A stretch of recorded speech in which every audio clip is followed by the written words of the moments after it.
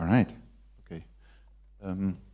Yeah, exactly. So I want to. I guess it's a good continuation of the last talk, because I think I want to make the point to experiment with even more radical market design changes, and I see basically the potential to make market designs, fully decentralized market designs that don't, for example, require dark pools maybe. So, for example, don't require. So an issue with the issue that dark pools are addressing is that you don't want to be you don't want to have your trade front run. So you don't want to publish your trade and then someone else being able to acting. So front running resistance is a big topic in this talk, and also the idea of a fully permissionless DEX. So not just a DEX where that's non-custodial but still has an operator, but DEXs without an operator altogether. And I will hopefully come to the next slide. And someone's okay, it's just taking time. Right, so I will give a short overview of different DEXs and a little bit discuss the different designs and kind of make the point between those that require an operator and those who don't, and present the batch auction approach as a design that doesn't require an operator. And I still, all right. Okay, so again, we have, those are the designs we have seen on DEXs that are existing.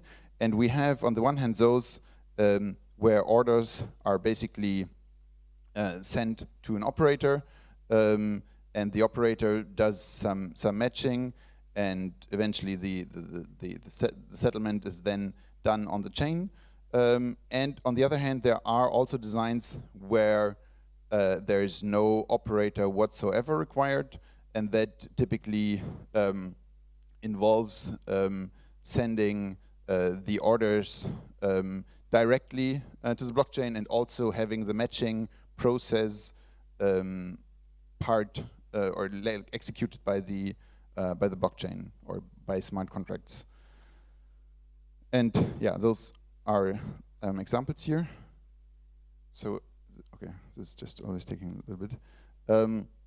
So the advantages, of course, are on the permission side. So on the side with an operator, that you can achieve stuff like instant finality, and in some cases, higher scalability, because you can, for example, place orders off-chain. But you still have this operator, and like facing regulatory requirements is just like one issue. But in general, I basically want to kind of show how a permissionless system could be like much superior. So the core point is that fully decentralized system provides liveness guarantee. So it's basically the whole point of Ethereum. So you want to have a system that's always available, where anyone can use it, where other protocols can build on top of it. So a lot of DeFi protocols, lending protocols require some form of exchange, and ideally they want to build on something where they have the absolute guarantee that this is available forever, and that there is no operator that can at some point decide that they don't want to support their specific application. But even the bigger vision is that a decentralized system has the potential to become a global liquidity pool. So imagine you want to place your trade, or you want to trade some asset A versus an asset B, and at some point you will have the choice whether you just submit this order to one operator, and then kind of just everyone else who is dealing with this operator can trade with you, or you submit it to this open global system where everyone in the world can access or kind of can give you the best rate and give you the best price. So my claim is that if such an open and global system would exist and it would be sufficiently efficient, there would be no point whatsoever to kind of like submit your order just to one operator, because you want it to be accessible to the whole world. So this open this open system will win.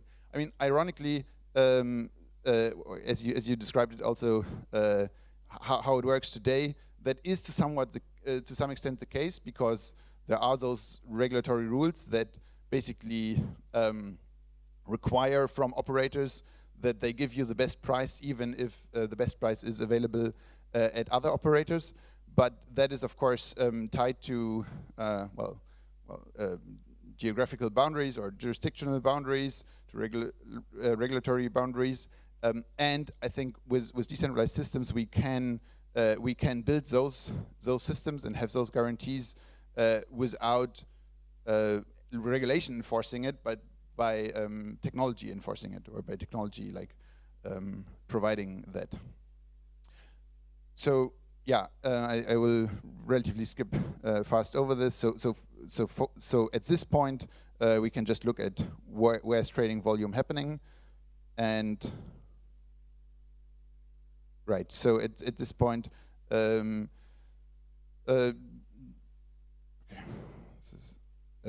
At this point, exchanges that are permissioned, or IDEX is still the most successful one. So the open or non-permissioned systems are so far smaller, but they already play a significant role.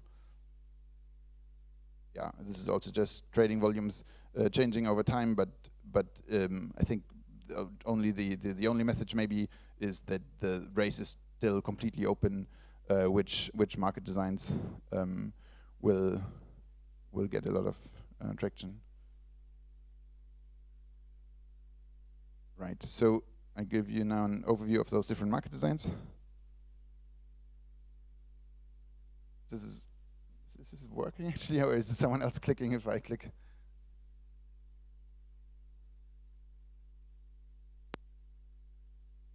Okay, anyways, I'll try to continue. So, okay,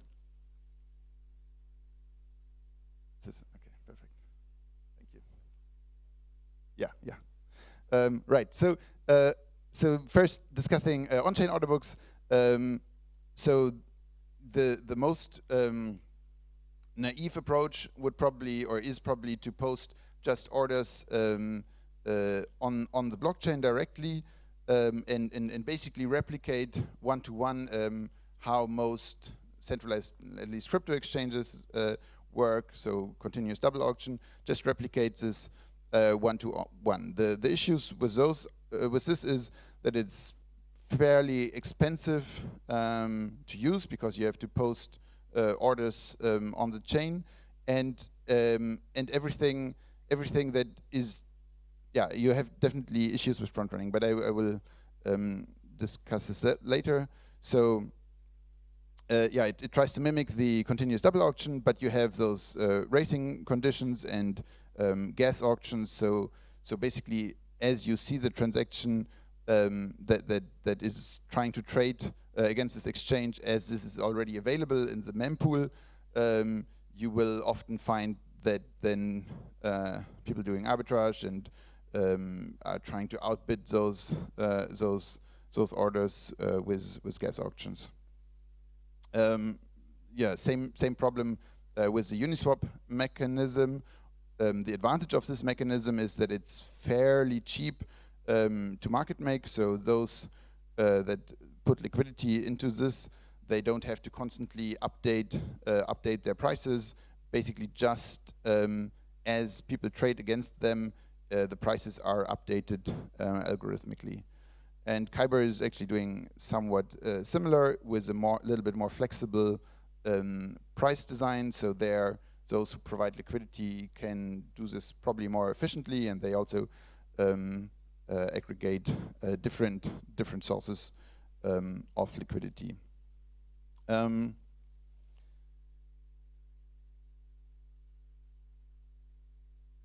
So then that is the design we first built, and now others are using it as well. Those are the Dutch auctions. So here it's a process that takes a little bit of time. So if someone wants to trade token A versus token B, they submit this order. And then basically say, yeah, I want to trade A for B, and in the beginning they request a very high price, and as time passes by, so here the x-axis is time, the price continuously drops on a predefined schedule. That could be linear, or it could be this one divided by x function, and while the price drops, those who want to do the opposite trade can do an order, and it's always at the price that is defined by the current time. And as there are enough orders submitted to clear the full auction, then everyone or every trade is cleared at that price. So even those that submitted their bid earlier and were willing to accept from their perspective a lower price, they will still then they get the final price, which is the price where all trades are clearing. So the advantages here are that this can run without any operator, is front running resistant, but it takes quite a bit of time, or at least in the design that we build. We choose a auction time of on average 6 hours. Right now, it's most actively used by a set protocol. They are doing auctions with a volume of $1 million or more, and they have like 20-minute auction times. So yeah, different designs are possible, but of course, the shorter the time is, the riskier it is for those who are selling, because the faster the function goes down, and they are at risk that not quick enough bidders are coming in. But I want to now go onto the finally the design we are proposing, and those are the batch auctions.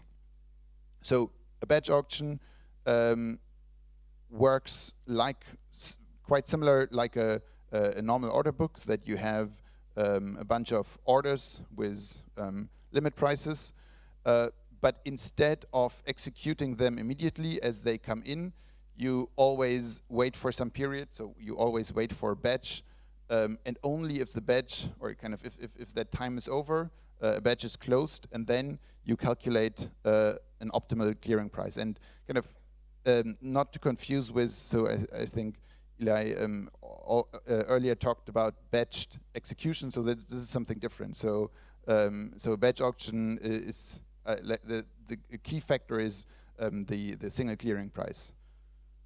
And that's not necessarily the case with batched execution of single orders.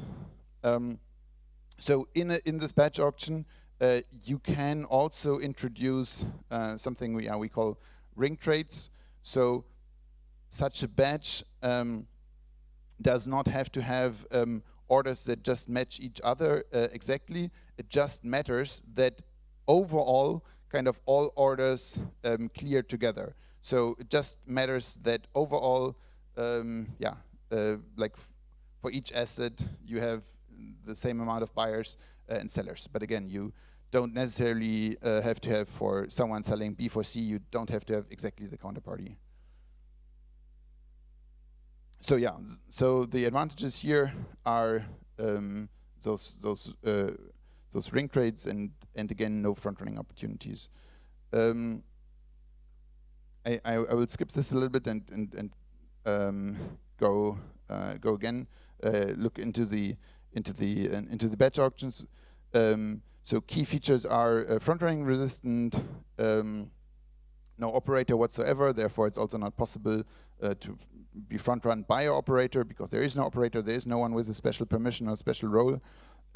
We enable those ring trades and roll-up compatible, or the Stark, Snark scaling is possible, but we'll discuss this also later. So again, the key arguments for why batch auctions. One is that decentralized systems almost by definition do not have such a thing as continuous time. So the smallest unit of time in a decentralized system is one block. Within one block, the ordering that the miner can assign with one block is totally random and totally up to the miner. So you should not, or any system should not make assumptions that the ordering within a block is actually saying kind of something about the actual time when those transactions were submitted. So the consequence should be that all orders within one block at least should be treated equally. And that is already a strong argument for a batch auction. And in this case, the batch time would just be one block. For other reasons, or like if you would design a blockchain that just does this, then of course it would be possible. As we are using Ethereum and we are not the only users of Ethereum, we right now cannot do those batches as small as one block because we are not guaranteed to kind of be able to process things every block. So we will have to start with something a little bit more than a block. Currently we are talking about 5-minute block times. On a high level, this system is trying to replace, or right now how centralized exchanges work is you have they are connected and they are super fast connected, so you have this real-time price discovery, and here and kind of because of all the arbitrage happening super fast, you have this price efficiency, and effectively then among all exchanges one price. What you here do is it's slower, but you have the right price finding by having this actually NP-hard optimization problem of how to set the clearing prices. And we are addressing this by turning this into an open competition. So once the orders are submitted, you have this open competition where solvers can submit their solution that provides the highest trader utility. And there are also arguments for kind of outside of the world of blockchain. There are strong arguments for batch auctions. Budish published a paper where he basically argued that after some point, like doing arbitrage does not increase overall efficiency, but is only kind of a tax on those who don't do high frequency trading. So again, we collect those orders, trying to maximize for trader what we call trader utility. So that's basically if you request a specific amount of tokens, and if you get more than that, then this increases your utility. So in the case of just one order book or like just one trading pair, maximizing trader utility is basically equal to maximizing trading volume. In the multi-token case, it's a little bit more complicated.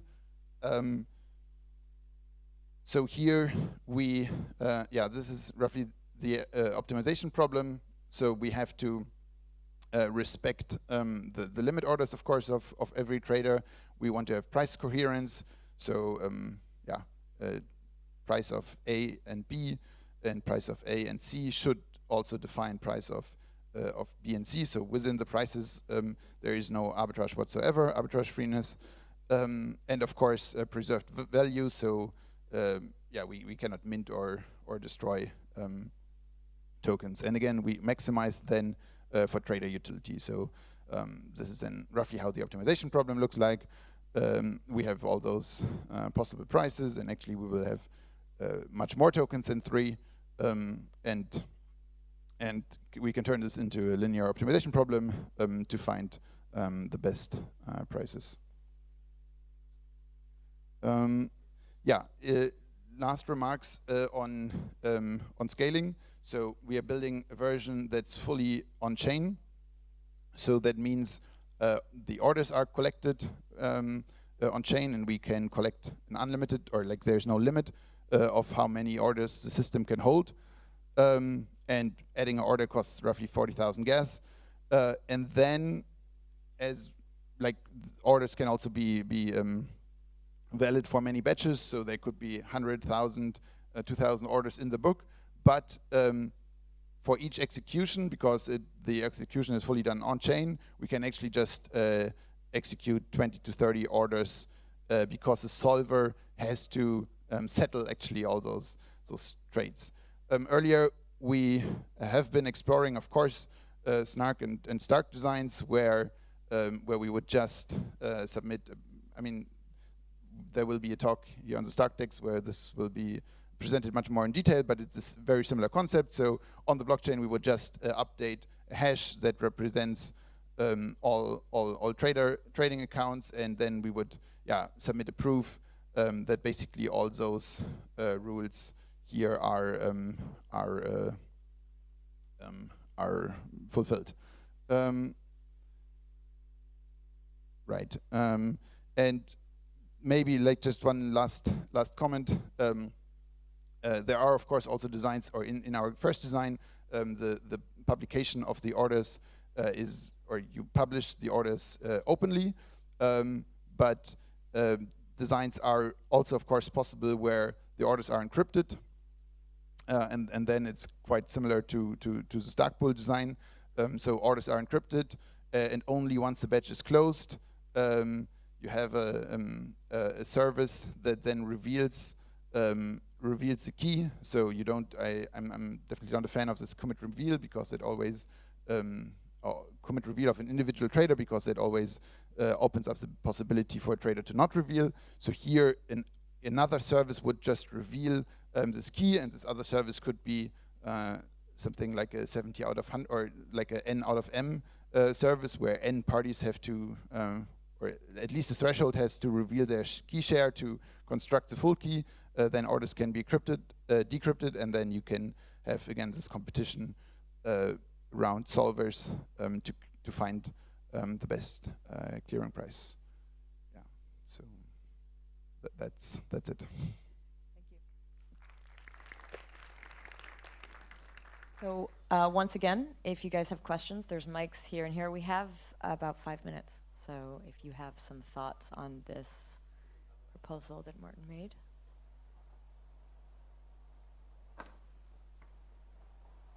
Hi, can you hear me? Great talk. I have a question on, you mentioned earlier Dutch auctions with Seth protocol. So isn't short-time Dutch auctions suffer from a very severe problem of censorship? Like a miner can literally wait and gets like lower price? Definitely. I think, yeah, again, Seth protocol is currently using 20-minute auctions. So the relevant number is like probably the price will start somewhere where no one wants to trade. So actually the period where prices are there where people want to trade is pretty short, and Lev can actually maybe give more details about this. So yeah, so probably by just already censoring 3-4 blocks, which would be like half a minute, that could already play a role. The question is a little bit, if you're the miner and censor a block, you are not necessarily guaranteed to then later get the better price, because you might not mine this block. I mean, unless of course you have 50, 60, 70% of the hash rate, but then then you could completely screw this. Thank you. Hi, thank you. So could you say something about the role of the privacy of the bids in the batch auction? Because it's pretty clear how the Dutch auction is quite resistant to front running without any bid privacy. So Dutch auctions usually there's no notion of a sealed bid. But in the batch auction, I'm just wondering if the same thing applies. So so definitely in the design that is game theoretically or that has the game theoretic properties that you would actually be willing to reveal your true price, it would be required to have the bids sealed or encrypted. This design is still, I would say, significantly less, or has significantly less problems with front running because of the single price clearing, basically. So in other designs, you can, as a front runner, you can completely risk-free make a profit by, well, getting the better price and kind of sell it, buying at the good price and then sell at the worst price. And this is obviously not possible in the Dutch auction, in the batch auction, because everything is cleared at a single clearing price. So within one batch, there's guaranteed no arbitrage possible. That still leaves the possibility for some games to be played to kind of try to, depending on the state of the order book, set prices at a specific level that will lead to a clearing price, but still for everyone. So it's not that if you kind of can make if you can influence the clearing price, you will. Everyone else will also get this clearing price who's trading on the side. So this effect is of course only, I mean, like if you're the only trader, or if there are just two traders in the system, then then you fall back to it being an issue. But as there are more traders and there's more liquidity in the system, Cool. Thanks. Thanks a lot. Thank you very much, Martin.